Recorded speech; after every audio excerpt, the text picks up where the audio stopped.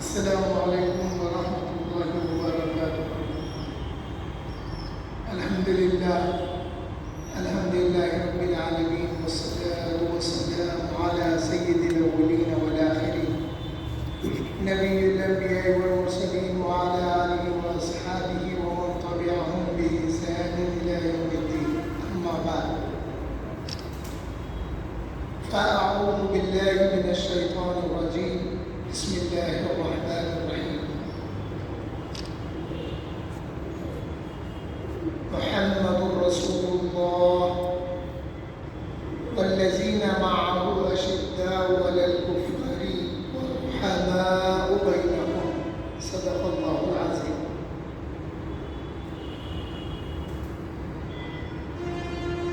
حاضرین و سامعین، اس آیت مبارکہ کا شرف تلاوت حاصل کیا ہے، اس میں اللہ جل شانہ فرماتے ہیں محمد رسول اللہ صلی اللہ علیہ وسلم، محمد ایسے اللہ کے رسول ہیں،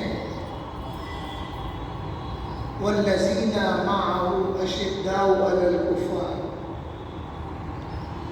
ان کے ساتھ والے، والذین معه، اور جو ان کے ساتھ ہیں وہ کفار پر بڑے سخت گیر ہیں، وَرُحَمَاءُ بَيْنَهُمْ، اور وہ آپس میں ایک دوسرے کے لیے رحم دل ہیں۔ یہ صفت اللہ جل شانہ نے حضور صلی اللہ علیہ وسلم کے صحابہ کے لیے فرمایا۔ اس کی مثال صحابہ کرام رضوان اللہ تعالی علیہم اجمعین کی سیرت میں ملتا ہے، اور جو وارفتگی، جو محبت حضور کے ساتھ ہو گئی تھی، اس تعلق کے بنا پر کسی بے ادب کو اور کسی گستاخ کو صحابہ برداشت نہیں کرتے تھے۔ آج ایک مثال دے کر صحابہ کی سیرت پر انڈائریکٹلی تنقید کرنے والوں کا یہ نظریہ ہے کہ دیکھیے حضور معاف کرنے والے ہیں، معاف کرتے رہنا۔ حالانکہ دین میں حکم کیا ہے؟ اپنے دشمن کو معاف کر دینا ہے، خدا اس کے رسول کے دشمن کو معاف کرنا نہیں ہے۔ مگر ہمارا نظریہ بدل گیا، ہمارا وہ تو ہمارا نہیں، بہت سارے لوگوں کا نظریہ بدل گیا کہ اپنے دشمن کو زندگی بھر معاف نہیں کرتے، اور وہ دشمن مرنے کے بعد آ کے میت پہ، لاشے پہ معافی چاہتا نہیں، زندگی میں معاف کرنا ہے ہمارے لیے حکم ہے، اور زندگی بھر خدا اس کے رسول کے دشمن کو معاف نہیں کرنا ہے۔ یہ مثال صحابہ کرام سے ثابت ہے۔ صلح حدیبیہ کے ٹائم جب عروہ ابن مسعود ابھی ایمان نہیں لائے تھے، حضور صلی اللہ علیہ وسلم کے پاس حاضر خدمت ہو کر، کیونکہ یہ قیصر اور کسریٰ جو تھے، ان بادشاہوں کے پاس یہ بحیثیت وفد یہ جا چکے تھے، تو کفار مکہ نے جب انہیں بھیجا تو یہ حضور کے پاس آ کر بیٹھ گئے، اور بار بار حضور کے ریش مبارک یہاں تک ایسا ہاتھ لا کے محبت کا اظہار کرتے ہوئے بار بار حضور سے گفتگو کر رہے تھے۔ وہاں پر کھڑے ہوئے نیزہ لے کے ان کی طرف مارنے لگے، بولے اخر یدک القلد، بولے اے بندر اپنے ہاتھ کو ہٹا رسول اللہ کے پاس سے، ایسے ایسے کر رہے تھے۔ ایک بار دو بار ہوا، اس کے بعد عروہ ابن مسعود پلٹ کے دیکھ کے پوچھنے لگے کہ یہ کون ہے جو ایسا کر رہا ہے؟ تو وہ جب اپنے چہرے سے کپڑا ہٹاتے ہوئے کہے کہ نام لے کے بولے یہ میں ہوں، رسول اللہ کے ساتھ ادب سے بات کرنا، یہ ہاتھ ایسا نہیں کرنا پڑا۔ دیکھے تو ان کے بھتیجے تھے وہ، یہ تھا صحابہ کی محبت، اور یہ تھا صحابہ کا ادب حضور صلی اللہ اللہ علیہ وسلم کے ساتھ ایک مقام سے حضور گزر رہے تھے تو اس زمین والے نے طنز کیا اور شان رسالت میں بے ادبی کے الفاظ کہے. حضور تھوڑی دور آگے بڑھنے کے بعد صحابہ مڑ کے آ کے اس کا خاتمہ کر دیا. صحابہ برداشت نہیں کرتے تھے, حضور معاف کرتے تھے, حضور کا اختیار تھا وہ معاف کرے یا نہ کرے, مگر صحابہ برداشت نہیں کرتے تھے. اور ہم امتیوں کو ان بے ادبوں کو برداشت کرنا نہیں ہے. پھر ہماری صفت بھی صحابہ جیسی ہونی چاہیے اور وہ سیرت کو لانا چاہیے کہ اشداء علی الکفار رحماء بینہم, کفار کے لیے سخت گیر رہنا اور آپس میں ایک دوسرے کے لیے رحم دل رہنا. انہی میں سے ایک مثال حضرت سیدنا عثمان بن عفان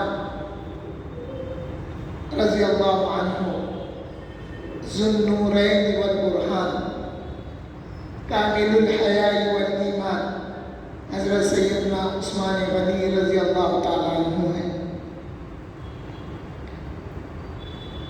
حضور صلی اللہ علیہ وسلم کی حیات مبارکہ میں حضور نے حضرت عثمان غنی کے یہ بشارت دی تھی, شہادت کی بشارت. اس حدیث کو فضائل صحابہ میں امام نسائی نے بیان کیا. امام نسائی کی ایک کتاب ہے مناقب مولا علی کرم اللہ وجہہ, تو یہ بھی حضرت امام نسائی کی ہی کتاب ہے جس میں آپ نے حضرت عثمان غنی رضی اللہ تعالیٰ عنہ کے لیے جو حضور صلی اللہ علیہ وسلم کا فرمان ہے وہ روایت کیا ہے. یہ سیدنا ابو موسیٰ شریف فرماتے ہیں کہ نبی کریم صلی اللہ علیہ وسلم ایک باغ میں تھے. دیکھیے صحابہ کا حضور کو تلاش کرنے کا جو طریقہ ہوتا تھا وہ پوچھتے پھرتے کم تھے اور حضور کی خوشبو سے یہ محسوس کرتے تھے کہ حضور کدھر ہے.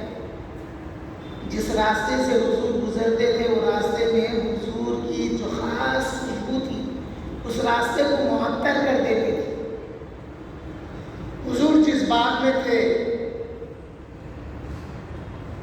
کسی شخص نے آ کر وہاں پر اجازت چاہی.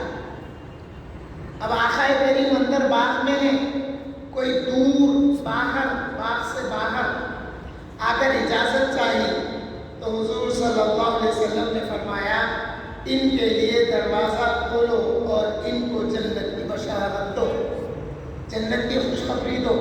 ابھی حضور نے ان کو دیکھا نہیں ہے, نہ حضرت ابو موسیٰ نے ان کو دیکھا ہے, مگر حضور فرما رہے ہیں اے ابو موسیٰ اجازت چاہنے والے کو اجازت دو کہ وہ داخل ہو اور اس کو خوشخبری دو کہ وہ جنتی ہے. حضرت ابو موسیٰ کہتے ہیں میں نے دروازہ کھولا اور جنت کی بشارت دی تو وہ ابو بکر صدیق تھے.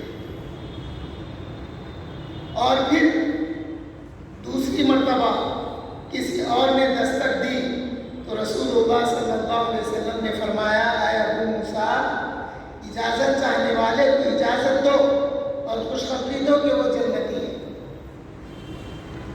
تو جب وہ دروازہ کھولے تو دیکھتے کیا ہے حضرت عمر نے ان کو بھی جنت کی بشارت دی.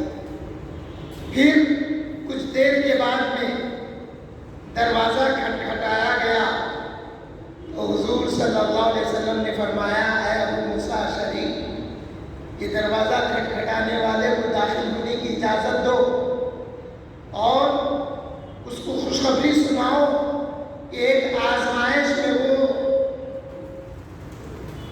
مبتلا ہوگا یا اس پر ایک آزمائش کا دروازہ کھلے گا.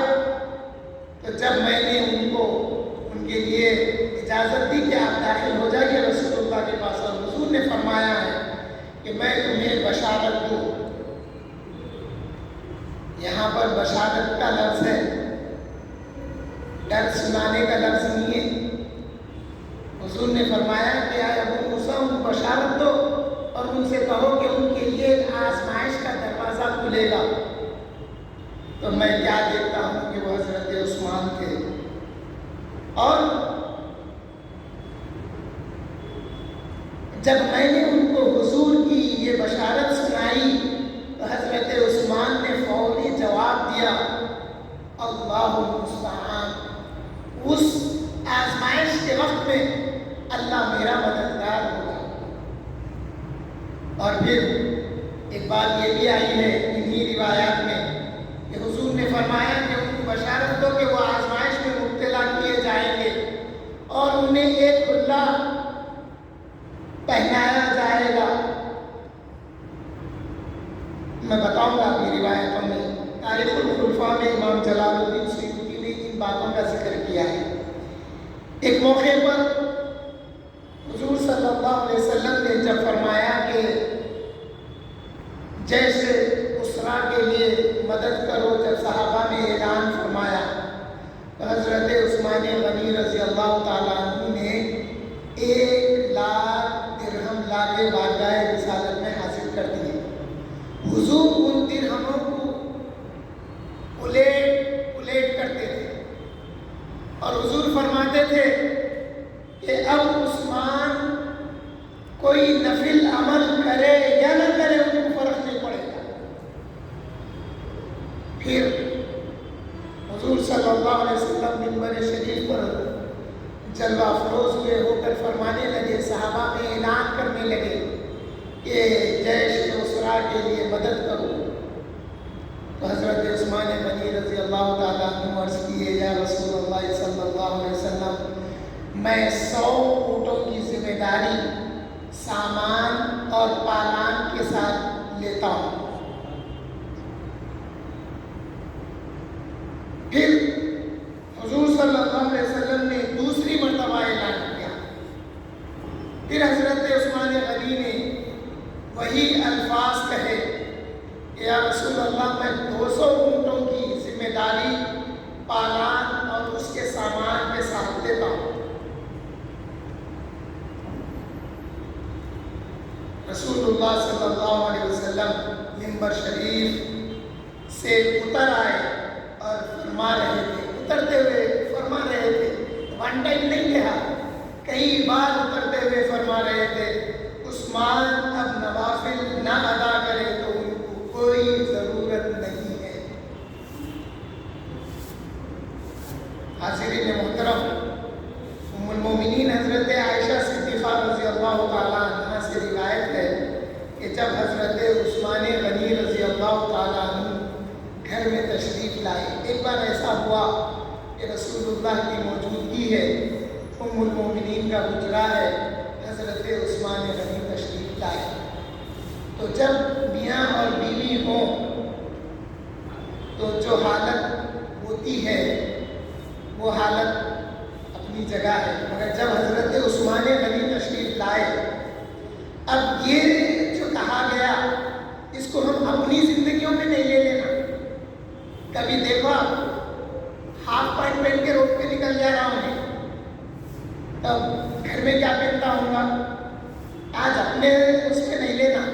اب کسی کے تعلق سے کہا گیا وہ ولی، وہ بزرگ برہانے شاہ صاحب تھے، تب لوگ سمجھتے برہانے بغیر پکڑے گے، تو اس کو ایک اچھے انداز میں یہ لینا کہ فل پورے کپڑوں میں نہیں رہتے تھے۔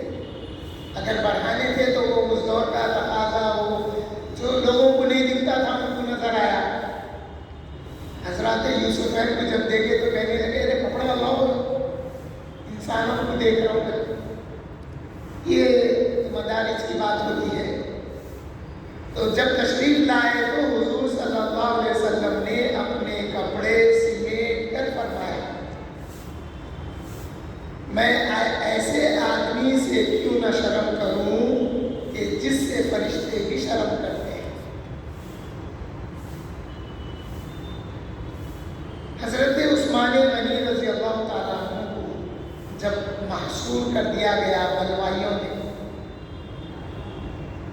ایک آپ جو تاریخ کو اگر دیکھیں گے نا، حضرت عثمان کو ان کے گھر میں شہید کر دیا گیا، مولا علی کو مسجد میں، حضرت عمر کو مسجد میں، مگر امام حسین کی شہادت میدان میں کیوں ہوئی؟ جب حضرت عثمان غنی رضی اللہ اللہ تعالیٰ عنہ کو شہید کیا گیا، یا شہادت، ان کی شہادت کے لیے جب بلوائیوں نے گھیرا کر لیا تھا، اس کے بعد میں جب شہادت ہو گئی تو وہ مولا علی کے ساتھ جا کے مل گئے۔ پہچاننا مشکل ہوا کہ یہی لوگ مارے ہیں یا کوئی اور تھے۔ پھر جب مولا علی کی شہادت ہوئی، پہچاننا مشکل ہو گیا کہ یہ مارنے والے کے پیچھے کس کی سازش تھی۔ امام حسن کو زہر دیا گیا، اس کے پیچھے کیا سازش تھی، پہچاننا مشکل ہوا۔ تو اللہ کی مصلحت اور امام حسین نے چاہا کہ اے دنیا والوں، میں میدان میں اس لیے آ گیا ہوں کہ دیکھو اہل بیت کے یا صحابہ کے یا حضور کے جو اہل بیت ہے اور ان کے صحابہ ہیں، ان کے مخالفین ظاہر ہو جائیں۔ یہ بات معلوم ہوتی ہے کربلا سے،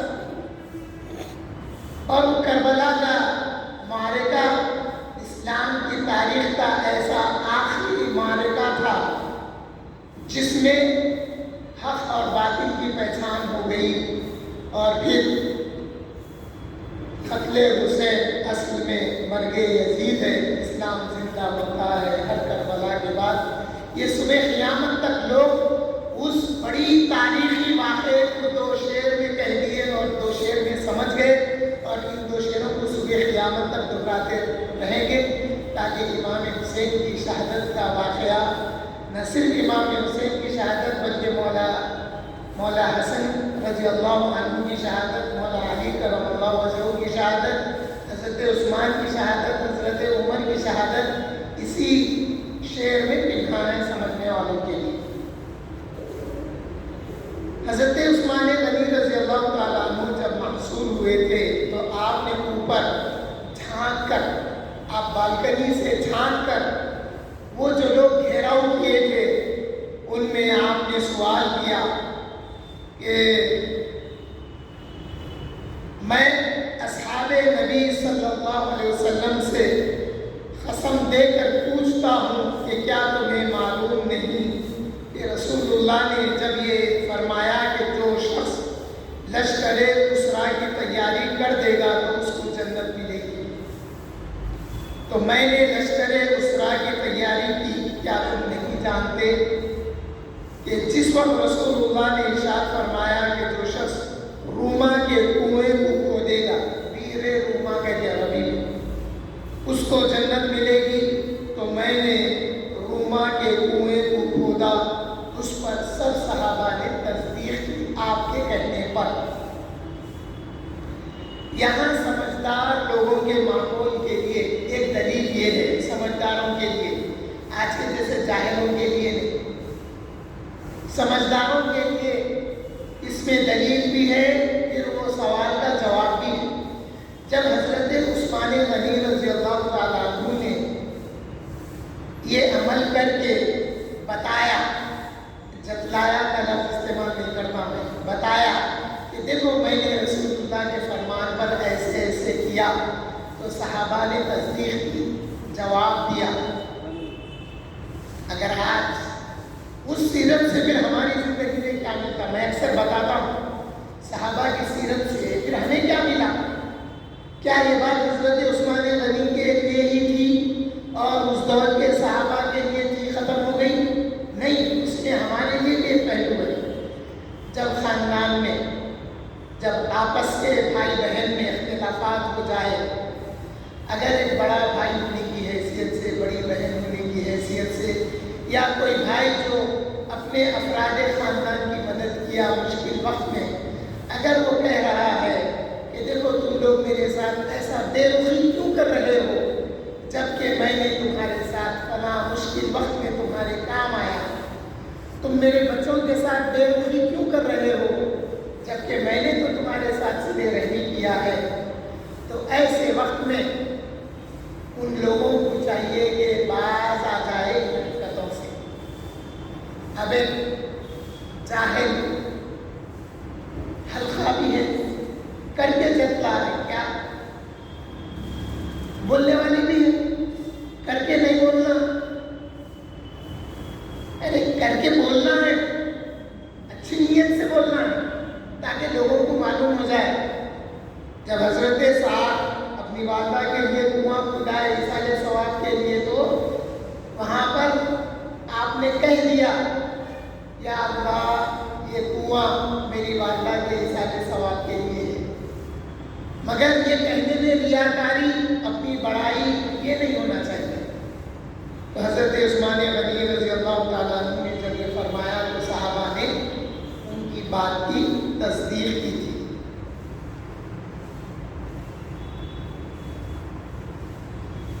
حاضرین محترم، آخری بات کی طرف اپنی بات کو پوری کر دیتا ہوں. حضرت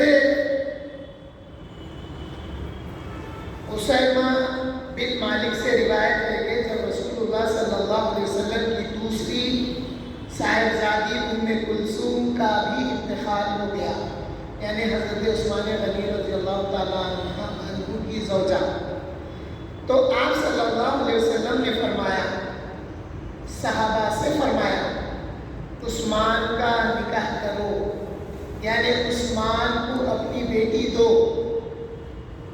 حضور نے ترغیب دی اور فرمایا اگر میرے تیسری بیٹی ہوتی یعنی ایک اور بیٹی میری زندہ ہوتی تو میں عثمان سے اس کا بھی نکاح کر دیتا. اور حضور نے فرمایا میں نے ان کے نکاح پہلے بھی وہی کے ذریعے کیے تھے. تو معلوم یہ ہوا حضور صلی اللہ علیہ وسلم کی دو شہزادی جو حضرت عثمان غنی رضی اللہ تعالیٰ عنہ کے عقد زواج میں آئی تھی اس کی وہی اللہ نے کی تھی. اسی طرح سے بی بی فاطمہ الزہرا رضی اللہ تعالیٰ عنہا کے نکاح کی حضرت علی کرم اللہ وجہہ کے ساتھ ترغیب اللہ نے رسول اللہ کو فرمائی تھی کہ اے میرے محبوب میں نے آسمانوں میں علی اور فاطمہ کا عقد نکاح کر دیا ہے، اب تم زمین پر کر کے اعلان کرو. حاضرین محترم، یہ تھے حضرت عثمان غنی رضی اللہ تعالیٰ عنہ جن کے لیے حضور نے فرمایا اگر میری 40 بیٹیاں بھی ہوتی تو میں یک بعد دیگر سیم ٹائم میں، آج کی شریعت میں یہ ہے کہ سیم ٹائم میں دو بہنوں کو ایک ساتھ اپنے عقد زواج میں نہیں رکھ سکتے. دوسری بیوی کی حیثیت سے، سیکنڈ وائف کی حیثیت سے دوسرا خاندان دوسرا قبیلہ دیکھنا پڑتا، مگر اسی گھر کی بیٹی کو اپنے نکاح پہ نہیں رکھ سکتے. تو حضرت عثمان غنی رضی اللہ تعالیٰ عنہ کو شہید کر دیا گیا، بلوائیوں نے شہید کیا. اس کی بشارت حضور صلی اللہ علیہ وسلم نے پہلے ہی دی تھی. اللہ سے دعا کرتا ہوں کہ یا اللہ ہم نے حضرت عثمان غنی رضی اللہ تعالیٰ عنہ کی محبت میں آج کا یہ جلسہ منعقد کیا ہے، اس کو قبول اور منظور فرمائیے. ہمیں حضرت عثمان غنی رضی اللہ تعالیٰ عنہ کی محبت عطا فرمائیے اور خاتمہ ایمان پہ فرمائیے. آمین.